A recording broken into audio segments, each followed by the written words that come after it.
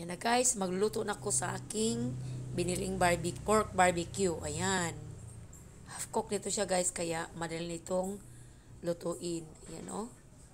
Ang ganda tingnan kasi marinated siya guys ba. Meron siyang limonsito, oyster sauce. At iwan ko kung ano pang ilagay ni ate. Basta masarap ang kanyang barbecue, tapos mura lang ba. Oh, affordable lang talaga siya guys. Lalo na yung isaw. Naku, napakamura kasi 5 pesos daw yun. Pero bibili ko guys itong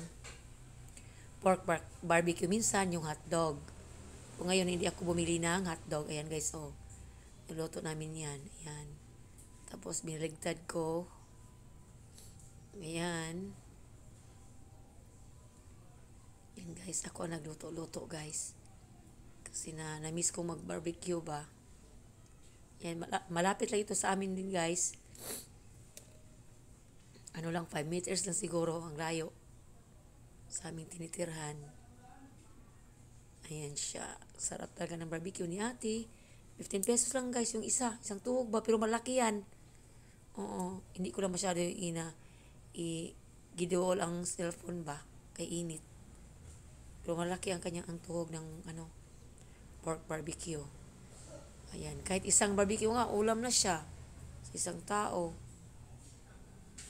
Pero hindi naman, guys, sa mga bata, dalawa talaga ang kundi tatlo. Yan, kaya ang bili ko guys.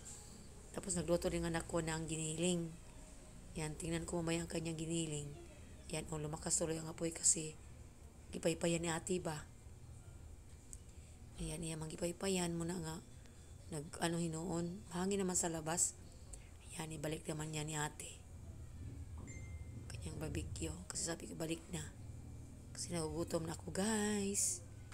Ayan, ang kanyang barbecue na masarap. Tapos mura pa guys. Yan, masarap ang timpla niya. Kasi meron niyang limonsito, oyster sauce, at iba pang sangkap. Iwan ko kung anong secret niya guys ba. Ano ang kanyang ingredients kasi masarap ang kanyang barbecue. Lalo na itong pork barbecue. Ayan. Thank you for watching.